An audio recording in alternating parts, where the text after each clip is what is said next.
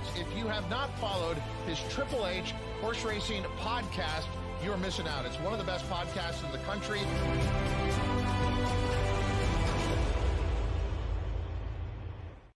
Good evening and welcome to episode 4 of Great Race Plays right here on the HHH Racing Podcast. I'm your proud host, Howard Kravitz, along with co-hosts Pete Visco and Paul Harron. Thanks for joining us tonight. Gentlemen, before we get started, again, for those of you that are not familiar with our podcast, we are new proud partners of Santa Anita Racetrack. We've gotten off to a great start. The meet has gotten off to a great start. The handle has been amazing. Hopefully, we're going to help guide you through some winners in the Sunday late pick fours. That is the features of this show. We've had great viewership and listenership already here on Great Race Plays, and we certainly appreciate your support. But gentlemen, unfortunately, the story right now, and we welcome all of you listening or watching on the Santa Anita X YouTube channel, as well as the Santa Anita X handle. Gentlemen, unfortunately, horrible news coming out of California the last few days. The fires are not good. There are several fires in the LA area. The Eaton fire is the one that's closest to Santa Anita right now. It's affected Pasadena.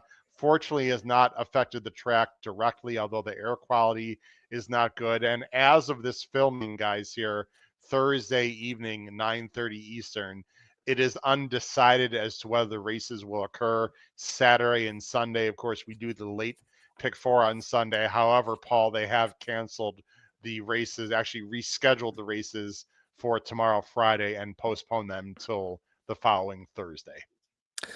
Yeah, the reports are, I guess, it has receded a little bit, and the winds are going away from them. But it seems, I'm on the opposite coast, so I don't want to speculate, but it would seem like it would be difficult to pull off. But, more important than that, as you mentioned, we talked about it on our show earlier tonight.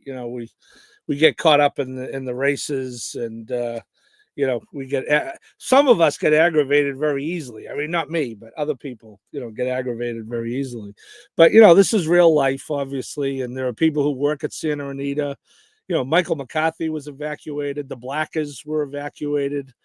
Fortunately, so far their houses are good, but this is real life. And, if we have to miss playing the late pick four on Sunday, we'll, especially as we get older, we take these things in stride a little better. But most importantly, prayers for all the people out there.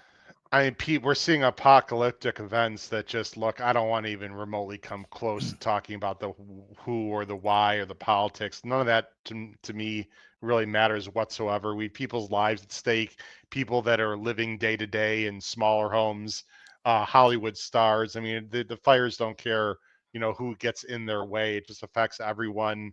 And it's just a major problem out there. And as you guys know, I'm a very dedicated weather watcher. I was watching weather carefully this evening, although the red flag alert, which means that's a real fire danger out there for people who are not familiar, which means winds and dry.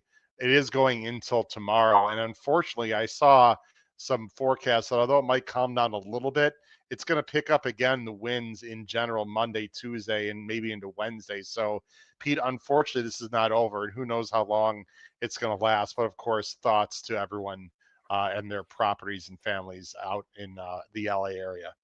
Definitely. Yeah. I mean, there's not a lot we can say that probably hasn't been said already. It's just for anyone who's, who watches or listens from that area. We hope you got out okay. We hope that everything is okay with your homes, your families, everyone. So from our podcast, stay as safe as possible, and hopefully you can ride it out. And if you were damaged by this, then there's not much we can say. I mean, it's a terrible situation. And again, just looking at pictures and videos, it's disturbing that that's actually happening to people when it really looks more like a movie set than real life, unfortunately. And my brother lives in the LA area. He's fine. He and his wife are fine. They live south of LA, sort of by the coast where it's a little bit safer, fortunately for them. But until you're out there, guys, not everyone has been to Southern California. These canyons and these valleys and the terrain is serious. I mean, there's big steep undulations. There's some very barren areas. It can be a big mess. And unfortunately, with the way the climate is these days, that doesn't help either. But anyway, again, we hope everyone's going to be okay out there. We are going to cover the late pick 4. As of this moment, they have not canceled racing this weekend. We are assuming they will. If they happen to reschedule this card, then you can use this information perhaps in these horses. But we're also, guys, and we appreciate everyone watching. We have a ton of people watching and listening. We are, before we get into some comments in the chat, we are briefly going to talk about 2 races or 2 horses from last weekend because I think it's worth mentioning. Both of them are Baffert trainee horses. Before we do that, I want to bring up Philippe Hernandez Jr. Been watching, subscribed 4 months ago. Your collective picks are the best online podcast. Wow, thank you. And really entertaining. I've been constantly checking in from the Bay. No more GGF, Golden Gate Fields, but we are okay.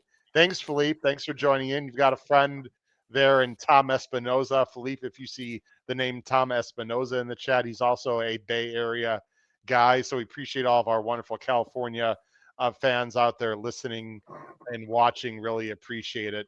Who knows if Golden Gate will ever come back, but obviously the scene has changed quite a bit in California. All right, guys, here's what we're going to do. We are going to first talk very quickly about 2 Bob Baffert horses that I think really were the highlight of the weekend. And speaking of the power picks, guys, we crushed it on the power picks and on this show last Sunday. We gave it a bunch of winners. I thought Saria was really impressive, by the way, in the late pick 4. You guys gave out the winner of the Santa? Oh boy, I'm drawing a blank now. Inez. No, was it San Ynez last weekend? I think so. No, I don't think it was actually. I'm trying a blank. Anyway. I don't know. No, anyway, you guys gave out the winner in the stake in the late. It's hard to remember all the winners that obviously Paul and I are giving out, right? Look forward, going forward. Look forward. Look forward. Yeah, nice race. Yeah, nice win for her. I don't know why I'm speculating. I got it. Actually, I don't have it. I have Saturdays. But let's talk very quickly, guys, about 2 horses from last Saturdays. They bring up on screen, and then we'll talk about the late pick 4 this Sunday. The first horse I want to talk about is Rodriguez. Now, this is a main break who guys got a 101 buyer. And before we even move on, this has to be mentioned. Bob Baffert's got a loaded barn. Wow, shocker there, right? I just want to give a little bit of caution, guys. Obviously, he's a Hall of Fame trainer. He's got a great stable. We all know that. Okay. Not every one of his horses that runs off the screen, guys, pans out. There's a whole litany of horses I can talk about. I mean, you could just go right out. Muth would be a perfect example, guys, who was like the bee's knees, right? In this early in 2024. The list goes on, right? The Nysos, there's a lot of horses. I'm not saying Rodriguez is or is not going to be like a serious Derby horse. I'm just saying, everyone, take a little bit of caution because sometimes these Bafferts don't always quite develop, work out, etc. for various reasons. However, that being said, if we don't talk about a horse that got a 101 buyer, guys, early in January, that's a 3-year-old trained by Bob Baffert, I really think we're doing everyone a disservice. Rodriguez, it was a small field. There's really not much to show, guys. He breaks in the rail. This is second time out and just did it really well. I guess the main question I have for you guys as we watch Rodriguez beating Rank, who, by the way, is a nice Doug O'Neill horse who's been staked, is horses that at San Nita, that wire fields and their small fields, do you want to automatically sort of, I don't want to discount, but automatically bring those horses down a little bit just because San Nita is so speed favoring and it's small fields? Or do you say, Pete, a 101 is a 101 and this is a very serious animal that needs to be, a possible Derby contender?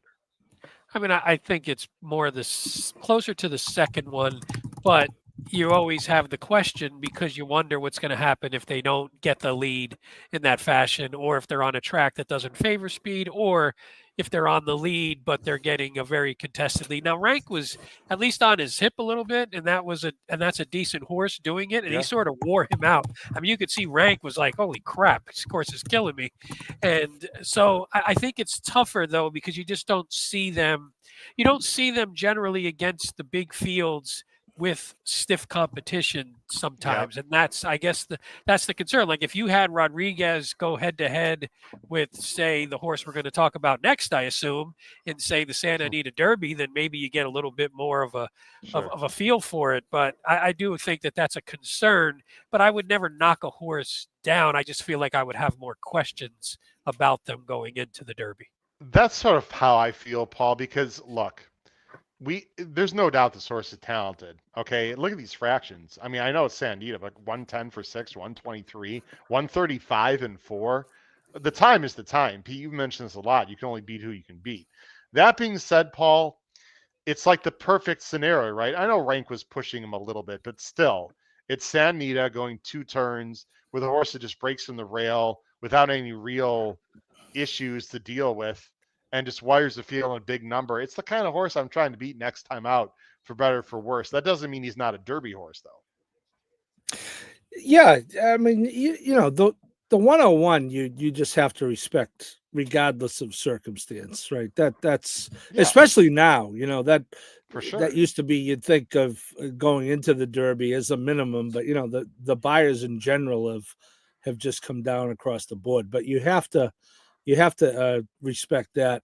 You know, the fractions are interesting, Howard, because he went fast early and then managed to slow it down just a little bit in the second and third fraction. And then obviously, if you look at the internals, right, there it is. You know, he went a little slower, and then you know, the 135, as you say, 135 is, you know, there's 135. So I mean, he's again, an authentic, right? He cost a lot of money. He's only a May full, which I don't think enough people pay attention to be very honest. That's me included. I mean, just obviously by age, he's not even remotely close to being a 3-year-old right now. correct. You know? Yeah, and if you, to put it in perspective, the first foals of the year have been born already. Here we are, the first week of January. I might say the first Cody's Wish foal is on the ground. But I've heard the first foals of the year have been born. So now imagine a horse being born in May, right? You know, that's 5 months difference. So that's a big deal. So, hey, look, we know that if Bob could get 20 in the starting gate on the first Saturday in May, that would take the suspense out of it, and it's really going to be entertaining watching it. And you just don't know with him, as I think you've said before, Howard. He could have horses in his barn that we haven't seen yet, who end up doubt at Churchill. So stay tuned. Yeah, he's got. We don't have to feel sorry for Bob Baffert. He's got plenty. So it'll be interesting to see where Rodriguez goes. We have hundreds of people watching, especially on the Santa Anita X handle. We appreciate that. If you are watching on X, again, you might want to jump over to our YouTube channel for a lot of reasons. First, we would love for you to subscribe as we're getting closer and closer to 5,000 subscribers on our YouTube channel. But if you go to our YouTube channel, ladies and gentlemen, you can comment in our live chat, which is very active. We got a lot of people there, like Jim Pilars is here. We have James is here. Rail speed, rail wires downgrade, middle tracker outside to inside wires upgrade. Okay, so James would downgrade that effort a little bit. Again, it's very interesting to see how talented these horses are going to be and what they're doing moving forward. Now, another horse, guys, and this horse doesn't need a lot of introduction, who also ran Saturday. He ran the San Vicente, and this was a super duper impressive effort. Barnes absolutely destroyed Bullard, who a lot of people really like Bullard. I think there might be some reasons why, which I'll talk about in a minute, but Barnes did it very well. But guys, again, just it's my handicapping brain. I mean, you got to take everything a little bit within context. It was a 5-horse field. He did it really well. Pete, 22-3 for this caliber at San Diego going 7 is a pretty moderate early quarter. He just had a perfect trip off of the speed, but the way he finished, I mean, Bob, I hate to use it, but Bob did, that was me. Bob compared him a little bit to Farrow in terms of his running style and his body structure. Barnes is the 2 here, and Bullard is pretty much all out the 5. This was not even a contest. He blows by McKenzie Street, who's Romanesque is another Baffert, I believe, the 3. He looked like a serious animal, a ton more professional than he did in his maiden breaker at Churchill. Yeah, just the improvement from race 1 to race 2 would probably scare some folks because the way he looked here, he looks pretty strong. You like a horse that we just talked about it. At least he didn't, maybe he was chasing a pace that was moderate. Maybe he was chasing a horse that he's just better than, but at least he was able to sit off and relax and professionally go by that horse and open up. And Romanesque, you talked about, Romanesque beat Rodriguez, I think, if in Rodriguez's debut. So that's a quality animal there. And we know Bullard. Bullard was near the top of some people's, early Derby top 10s by some of the races he does. And I'm sure you'll talk about maybe the trip he got and if he has any excuses. But this was his a really leg action's race. a little weird. I think he switched leads okay, but if you look carefully, it's not. I don't know. I don't want to be too negative, but he's not the smoothest. The way he hits the ground is very aggressive. It's like he's actually leading out with his left there. It almost looks like. Looks like it a little bit, almost. I don't know. Early. I mean, he ran. I'm not too worried about it, in all honesty. Yeah, I'm sure he'll figure it out. It's just amazing what a horse can do from start 1 to start 2.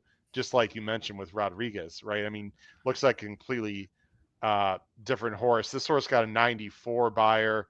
I mean, 3.2 million is insane. And into mischief out of Farrow. I mean, he mentioned Farrow. I mean, Farrow's his grandsire. So obviously, that's why he did the Farrow comparison. Zenden Racing. I mean, who knows? This horse I think is some ridiculous. But I think 10-1 in the Breeders' Cup Future. It was pretty low, right? Yeah. I'll check it out in Vegas. I mean, that's just. I'm sorry. I don't hate to go back to that. No, but none of that has anything to do with whether the horse can win, and if the horse keeps progressing and looks that good, then the horse is a player. And again, we're going to see if we can get races with Rodriguez and Barnes, and you get Romanesque and Bullard and Journalism, and you get all those horses in the starting gate for, say, the Santa Anita Derby or one of the other West Coast races, then that ain't happening, Pete. I know it's not happening, but I'm saying at least if you get a couple of them where some of them have to knock heads, or if he's going to have to send. Yeah, there you go. He's going to have to send some of these to some of the other tracks. So hopefully, Arkansas if you send one to Arkansas to the Arkansas Derby, then you're going to hopefully face some decent horses there, and then we'll have some of those questions answered instead of at least just beating up on maybe less or more inferior fields in California. Yeah, look, Baffer's loaded again. I'd be shocked if he doesn't have a horse in the Derby. But again, you figure one of these 4, 5, 6, whatever is gonna work out, if not more than one, Paul. But don't sleep on Michael McCarthy, who is really, he's got Journalism, he's got some nice horses, and he's got some Bullard, which I mentioned before. He wants to go 2 turns. The way McCarthy was talking before the race, and we'll move on after this, but the way McCarthy was talking, it's almost as if he knew the horse needed one or just wasn't. He's like, well, we got to run him because, fill between this and like the San Felipe. That's felt like a bridge race. I think Bullard's going to run much better next time, guys. So we'll have to see. Anyway, let's get into the late pick 4. We're going to do this very quickly, ladies and gentlemen, as these shows usually about 30 to 40 minutes maximum. So we're going to go through our late pick 4 races this Sunday at Santa Anita quickly. Again, as of this filming, we're live here Thursday night at close to 10 o'clock Eastern Standard Time. These races are going as of now. None of us on the screen would be surprised at all if the races are canceled, and it would make a lot of sense if that happens, but hopefully they're not, and hopefully things are going to get better. All right, the first race, guys, is race 7. Here it is on the screen. Turf, 6 furlongs, 32 down to 28. Rail set at 10 feet. Fillies and mares. It's a field of 9. Let me bring it. By the way, it's not on the screen. Oh, there you go. Yep, there it is. It's screen right now. Field of 9. Sorry about that, everyone. We don't have morning lines right now. I'm going 6, 5, 3. Paul's going 9, 6, 4. and Pete is going 5-3-9. Let's just talk about one horse each, guys. Paul, I'll let you go first. You're going to go with Rose Dawson, the Calbred for D'Amato, and JJ, who's in for 32. Yeah, I think it's going to be hard to sink Rose Dawson in this race. Oh, boy. There we boy. go. Oh, very. Oh, boy. I was going to go Titanic, but I figured someone else would. Very nice. Yeah. Go ahead. Yeah, tepid choice. I do I do like the fact I don't mind being where she is. You get JJ. I think she can close in this race. I think I'll be interested to hear what you say, Pete, based on the time form as well. But I think this race might be okay as far as pace, and I think she might be able to close here. Yeah, I think she can close here, and will be in position to do so from out there. She's pretty consistent. They're dropping her down a little bit. They had her in the Calbred Stakes races, and they ran her for 40 claimers last time in open company, and now dropping down again. So she's got a little class on this field. She is 6. Again, don't love her, but she's my pick of what I thought was a fairly difficult race. I was a little disappointed in her last race. That's what knocked her down a couple for me. Yep. I thought she should have closed a little better, even if she didn't win. So that's why I was like, I'll put her more in the 3rd spot. But yep, I wanted to like her. I like the name. I love Titanic, and I like closers, so it's all up my alley. But I thought the kick was a little disappointing in the last one, unfortunately. That's the expert. We have new people that are watching. Like, these guys like a horse because of a name. Switch the channel. Well, I didn't say we that. like the horse I made for a lot more reasons than that. But no, anyway. I said I wanted to like her because of because of the name, but the handicapping takes over. So that's the way you're supposed to do it. Pete Flavian. Obviously, he's going to be the Eclipse Award winner. If he's not, I'd be shocked. He deserves it at least coming up here soon. Speaking of that, we have an exciting show Monday night. We're going to give our opinions of the Eclipse Awards. I should have mentioned that, guys, in our earlier show. But Monday night, check us out as we give our personal opinions of who should win the 2024 Eclipse Awards. Song of Shadows, Miati and Flavian, Pete, has a lot of speed. Maybe she'll wire the field here. Yeah, I thought she's sort of versatile enough where she's actually won from coming off. She's won wiring the field. She's done a little bit of both. She, from a time form standpoint, she's projected to sit sort of in that 2nd spot or be on or near the lead. Pratt obviously is smart enough to do whatever the race dictates that he should do. I thought was in really good form, 3 and 2 back, coming off took a nice layoff from March to October, came back in super form. Then they said, well, you know what? Let's stretch her out on the dirt. Why the hell not? And She lost by 20. She got on the lead. She lost by 20. Now she's getting back to what I think she should be doing. Do I think what she's better at? And you're getting the jockey upgrade. So a combination of all that just means that I think from a pace, from a jockey standpoint, and I think if she can recapture that form from 3 and 2 back, I think she's pretty tough here. Real quick, because we have a ton more people watching right now than when we first came on. You can listen to our shows on Apple Podcasts, Spotify, and Anchor. We have a tip sheet, ladies and gentlemen. Check it out below the video player. It's very popular. It's very inexpensive. It's very profitable. Yours truly gave out a nice $5 double, guys, last weekend with the 11 into the 4, I believe. That $5 double paid like $2.50, and we tipped that out. We also tipped out the $3 pick 3 on a bigger budget. Look below the video player. Also, please check out our website, hhhracingpodcast.com. And most importantly, go to our YouTube channel, hit that subscribe button in our YouTube channels. We approach 5,000 views. And since we have so many people on X right now, please go to our X handle. It's right there below, right next to my name tag, at HHH Racing Pod, as we're approaching 3,000 followers, guys, on our X handle. So we'd really appreciate your help with all that. Pete, go ahead real quick. I'll talk about my top choice.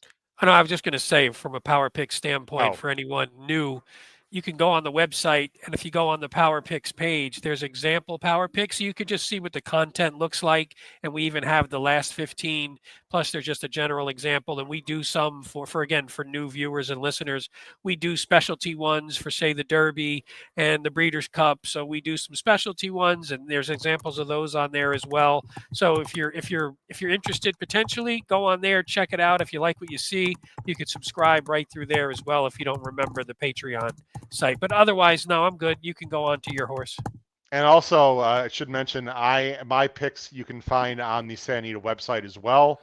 It's under the analysis under the expert picks, Howard Kravitz, and you can see my picks for the late pick 4 and information about myself and the show as well on the Santa Anita website. All right, guys, Ivory Moon, my top choice here to start the pick 4 on Sunday. I think she'll sit right off of the horse just her inside. Freysu obviously knows what he's doing. Peter Miller excels guys in turf sprints. I know she's in for 32. She didn't run great last time. She didn't break well, but this is a pretty significant drop down to a much better spot.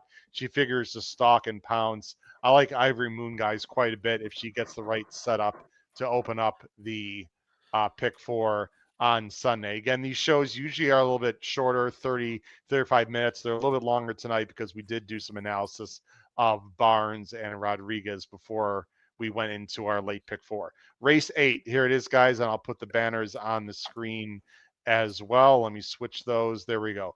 Race 8 is an allowance optional claiming 50,000, 1 mile on the dirt.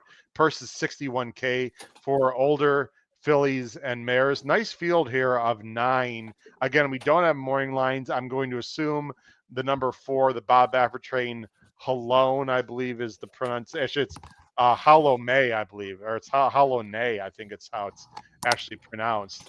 For JJ Hernandez, ran really well last time. I'm going to try to beat that horse with the one of 2 of Yachtine here, the one that's ridden by Flavian. I'm going number 5, Ultimate Authority. I'm going 549. Look at this. Paul's going 598. Pete's going 543. Wow, guys. What was about the Baffert horse? Was it the 93 buyer or the win by 5 or whatever the heck happened with the number 4 that we didn't like? Now, obviously, that horse is a major player. We're going to try to beat her with Ultimate Authority, Paul. Yeah, I didn't expect all of us to pick against her, but you know what? We're going to see if in the same weekend we can all beat a Chad Brown maiden favorite on turf at Tampa and a Bob Baffert coming off an impressive maiden win at Santa Anita. So, yeah, I don't know. I mean, I knew the horse was going to be the favorite without the morning line, and you know, I mean, is she going to move forward off of 93? I mean, if she does, okay. Congrats, Bob. You win again. I lose. But whereas I think this 4 has been consistent, run with good horses. Kinza, speaking of Baffert horses, ran a good Accuracy, second last time. Copion, jeez. Yeah, Copion, who, yes. And, you know, Pratt sticks around. Pratt is the regular rider.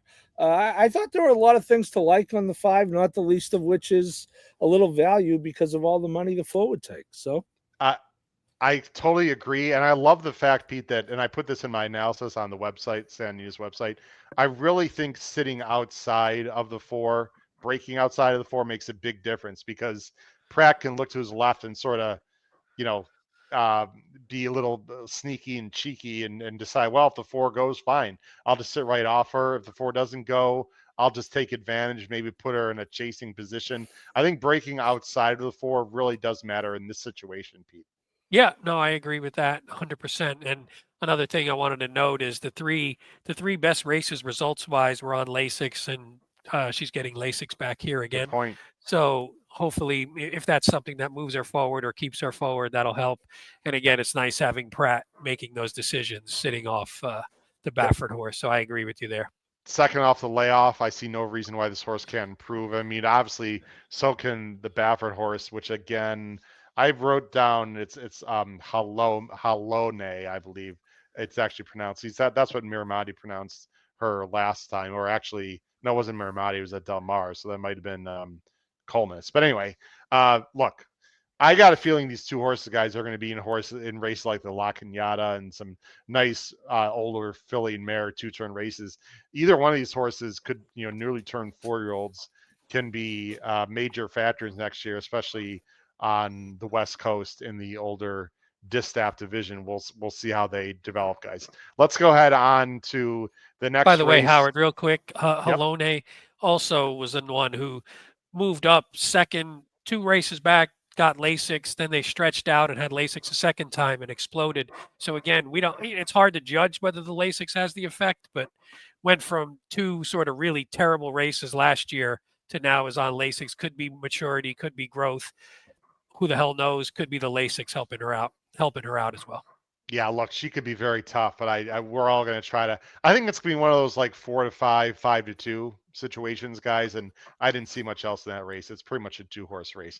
Race 9. This is a stake, guys. Nice stake. They're going down the hill. Love down the hill at Santa Anita. The Las Cienegas, grade 3. This is for the girls. $100,000 is the purse. The rail's out very slightly. I don't see that really affecting the race too much. It's a big field, though, of 10. Morning line favorite, hard to say. It could be the number 5, Just Nails. I think it's going to be number 7, Nadette with JJ and Drysdale. If I had to take a guess, there's a D'Amato in here as well. There's 3 Doug O'Neills. It's very tricky to say who the morning line favorite's going to be. As you see on the screen, I'm going 9-7-5. Paul's going 7-5-10. And Pete's going 5-7-9. Pete, we're going to go to you first. Just Nails, 1 of 3 for Doug O'Neill with Edwin Maldonado, one of the best gate riders really in the country. Yeah, for sure. And again, with this one, and obviously we talk about this configuration and bring it up on the screen there in a second. It'll pop up. We all love watching races this configuration, but one thing to look for is, has a horse run on it and has a horse been successful on it? And Just Nails has. So when you look at that just as enough, I'm like, at least this horse has shown the ability to run at this configurations paired up.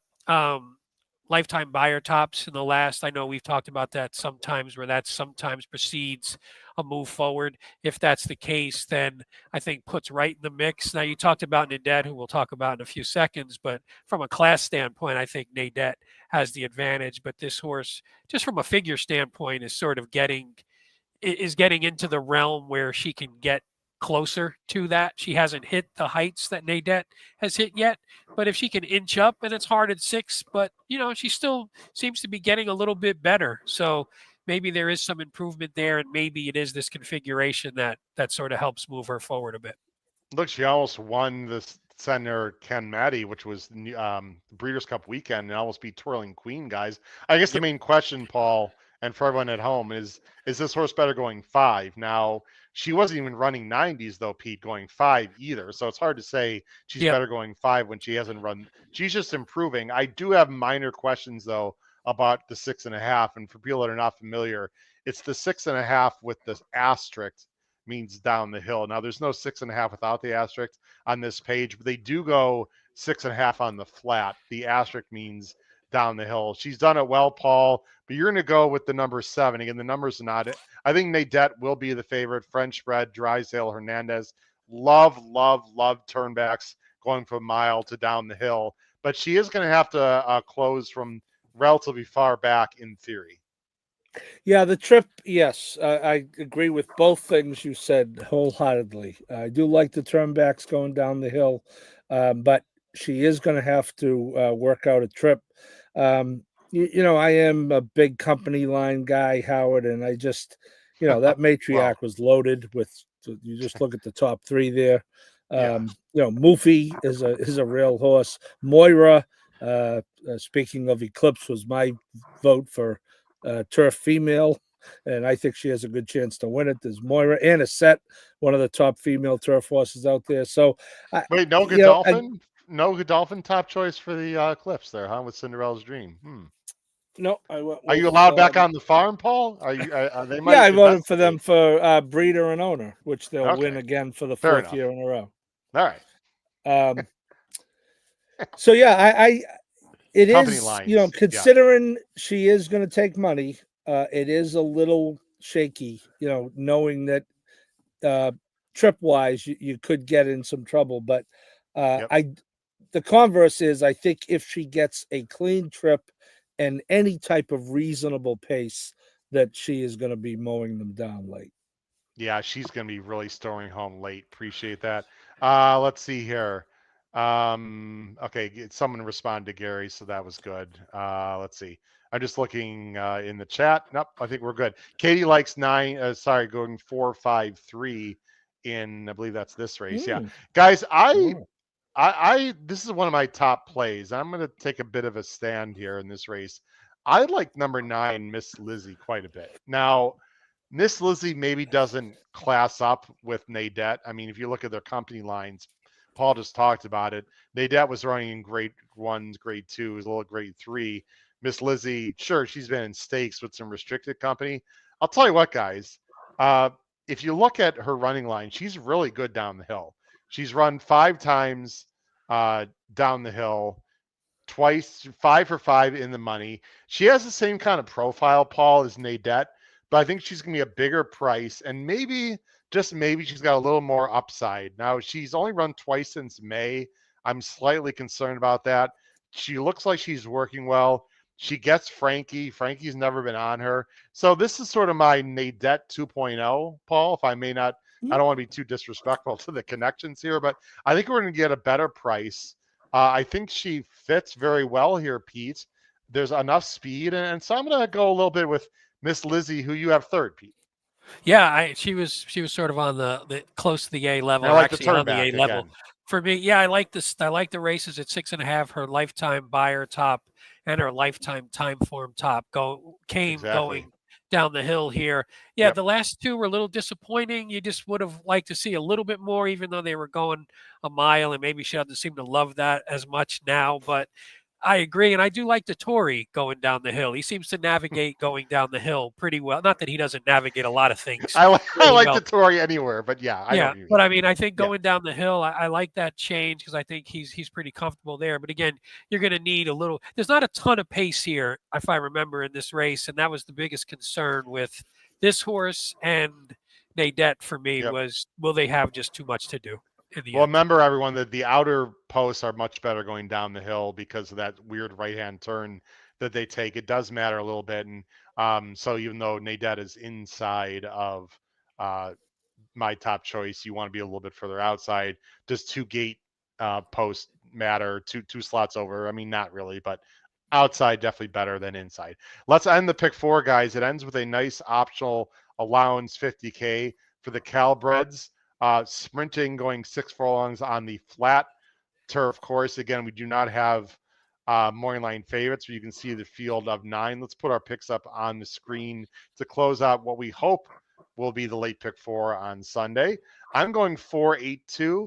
Paul's going 8-2-4. Wow, look at this. And Pete is also going 8-2-4. So, guys, not only are we going with the same 3 in a field of 9 without morning lines, without discussion, the paisans of Paul and Pete are both going exactly the same. So, Pete, why don't you talk about Triple Diamonds coming off a maiden win for Glatt and Mr. Kimura? Yeah, this was that was a nice run. Now we're going from 5 furlongs. We're stretching out a little bit to 6, but that was a pretty nice. That was a pretty nice debut. I think if I remembered correctly, just looked fine doing it. Should we watch it? Yeah, sure. Might as well throw it up. Watch it. Yeah, this why is not? The 6-horse, relatively slow fractions, was facing a 3-5 show. Yeah, it was 7-1 shot. Yep. Excuse me. Got a perfect trip, but did again go by a big favorite here and did it pretty well. And I mean, you couldn't ask for a better trip. By the way, if this quarter is right, Pete, 23-4 is pretty damn slow. Yeah, it is. But, in some cases, you just look for, I don't mind when a horse can sit off. And again, it's not like she explodes down the lane or anything, or does anything, or he, I should say, does anything super impressive. But again, I didn't love the rest of this field. I just think from a figure standpoint, he has the best debut buyer in the field. He has the best debut time form in the field. So any move up from that sort of, I think, pushes him sort of a notch below. I should say a notch above the rest of the field here. I do like 20, the 7 clear. They were 7 clear of third. So yeah, they pulled maybe the away. field didn't come back. Let's look at the next race. Well, we don't. Yeah, oh boy. It was no good. There it is, Paul. You paying attention? 32-19. How many points is that decline there, sir? Yeah, but that's only one, so the average is good. Look at the Vino horse. Yeah. But then the other ones, Hey, the 0 to 31, guys. The zero That's a pretty buyer. big move So forward. look, not a great field, but did it well and was 7 clear and it's got upside. That was only his first start, obviously, Pete. Yeah, that's pretty much what I'm looking for here. Some of the other Yep. ones have sort of showed what they are already, and they're not that great. Yep. So I think at least this one looks like maybe there's a little bit of upside from here. That if we can get that improvement, I think maybe is a little bit. I'm assuming the odds are going to show that as well. I have to imagine it's going to be a pretty decent favorite. Perhaps the speed of the speed. Why don't you talk about the 2, Paul? Frank Bullitt. This is a Grazen gelding out of a tribal rule mare, so a lot of speed here. Didn't show it in the first start. Boy, did he showed in his second start. Is trying turf for the first time. The turf influence pretty good. I mean, Wink and Wish was Not a bad. nice turf Yeah. horse. There's definitely a little bit of sprinty turf. I mean, these are cowbreds. They don't have to be superstars. You got to figure Tyler Bays is just going to gun and to try to wire this field. That's exactly what I figured, Howard, and that's why I'm. If the race plays out the way I think it's the 8 catching the 2. Yes, I thought there was some pedigree there, as you pointed out. I think Bazes will be aggressive, and no reason not to be aggressive. He was last time, wired the field on dirt. Now he goes over to the turf. He's inside. So I think. Bays is struggling, but which might be more reason why he'll be aggressive. I think he just puts his horse on the lead and hopes he can take him all the way. Not too familiar with Debbie Winnick, I believe. I am not either. apologize. But she is 23% and did a lot of her good work up at Golden Gate. We've talked about this, guys. We're going to see horses coming down from Northern California quite a bit. I'll wrap up our picks, and then we'll go with our best bets. Number 4, guys, Cali Cat, Sadler, and Pratt. Obviously, really good connections. Might be a little too far back. I'm slightly concerned, but Pratt's not an idiot. This Horonis Racing Ridgeling by American Fair out of a more than ready mare, guys. Already won on the turf going a mile. The Zuma Beach was too much against some nice horses. Cutting back in distance, working very well. My gut feeling is the most talented horse in the race by a lot. I'm not sure, but this horse just to me is extremely logical and gets the right trip. I think he has a big chance to win. If this was 5 furlongs like Del Mar, guys, I'd be more concerned, but the 6 furlongs of Santa Anita, I think will hit this horse right between the eyes. And this is probably a prep for something longer. But that being said, I think Cali Cat, the number 4 for Flavian and Horonis Racing, absolutely fits here. John Sadler, the trainer. Let's go to our best bets, guys, and then we'll wrap up the show. Again, we really do appreciate everyone watching and listening. We are hoping that they run Sunday. But again, most importantly, we are wishing all you out there in the LA area, especially to please stay safe and take care of your families and whatnot in this somewhat dangerous, not somewhat, clearly dangerous times out there right now with the fires. Paul's best bet, he's going to race 8. He's doing a double Paul 5 with 5, 7, 10. Yeah, well, I want to try to capitalize on if we can beat that Baffert horse, Haloni or Halone, however you pronounce her, with ultimate authority. So I would single that horse in that leg and play my top 3 selections in the next race, which are Nadette, Just Nails, and the 10 horse, the French-bred Laulne. Yeah, we didn't actually mention, that horse is slow right now, but it's, what is the D'Amato? Is that Pratt too? I believe the outside horse. D'Amato and Freight. You think D'Amato can't move a horse up? You're greatly mistaken. I'm using that 10 horse in my pick 4s. We didn't talk about that horse, but we should have. Would that be Touchdown Jesus? I believe. Oh, right? I'm behind, Paul. What's I'm the score, behind. Paul? Well, if you're rooting for Penn State, everyone's behind now. Oh, wow. That was a nice run, too. All right. Sorry, nice. guys. Yeah.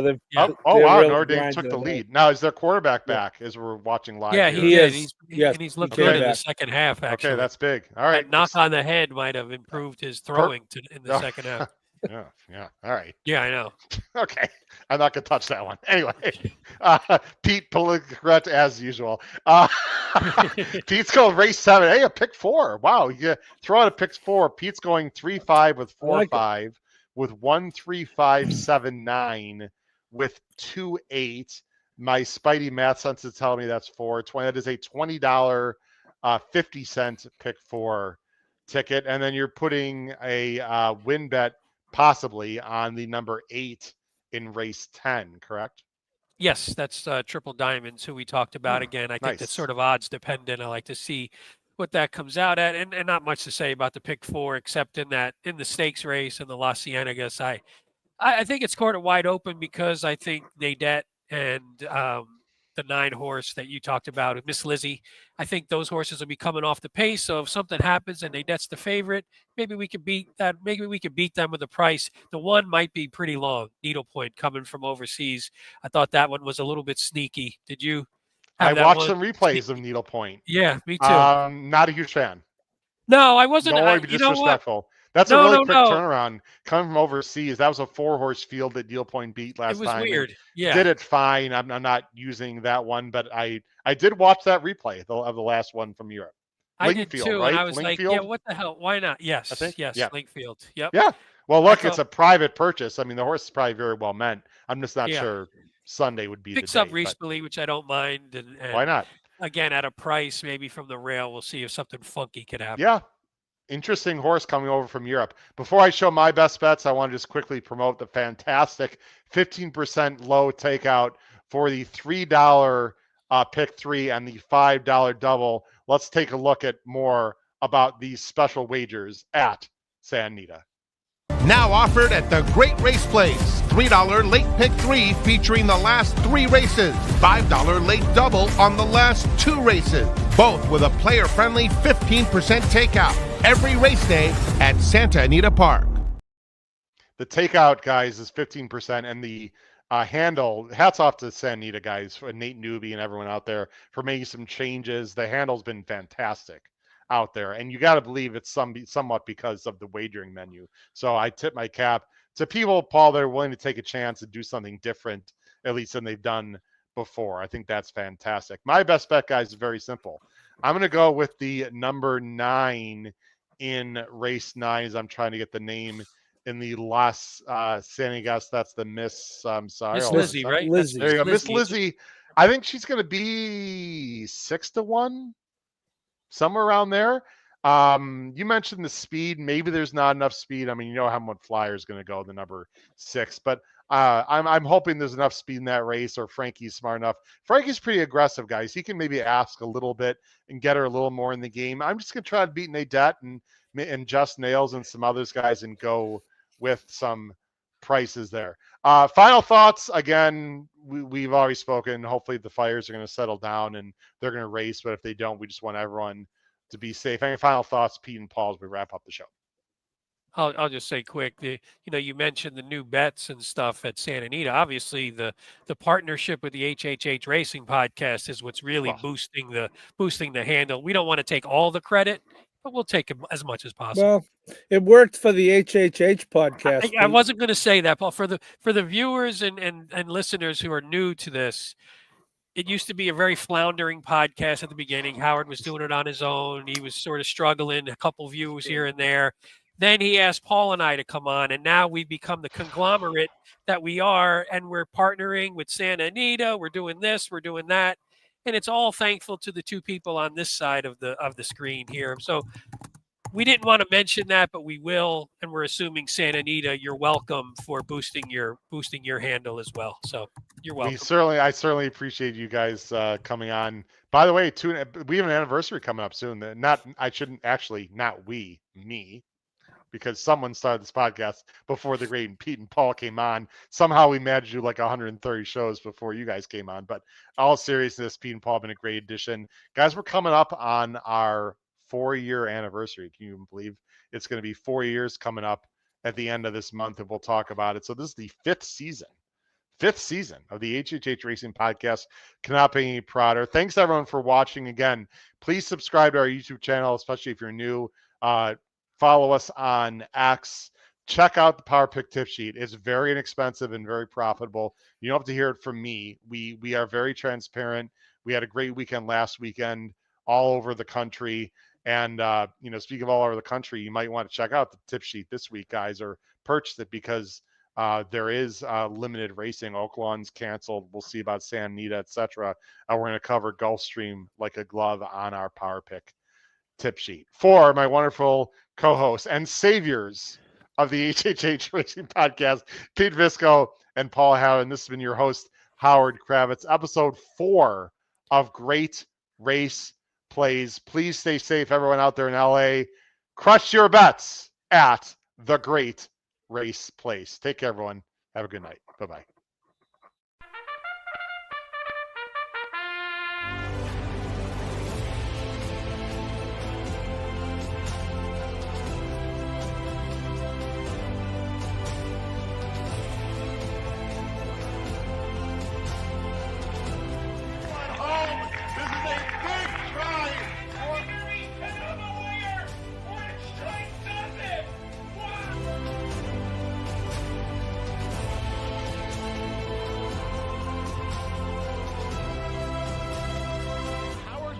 If you have not followed his Triple H Horse Racing podcast, you're missing out. It's one of the best podcasts in the country.